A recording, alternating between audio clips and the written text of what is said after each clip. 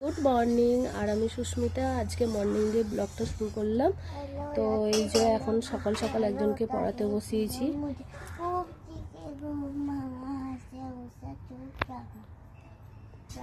এই যে ওইদিকে তাকাও।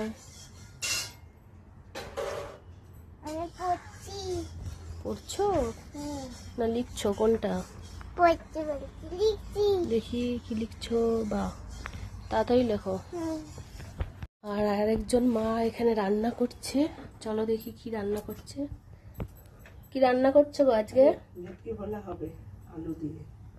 আর কি হচ্ছে? আর ভাজা হচ্ছে।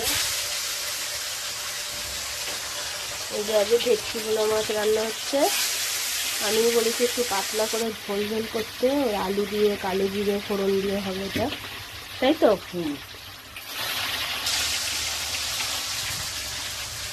তো আজকে এই 3-4 দিন পরে ভালো করে রোদটা বেরিয়েছে।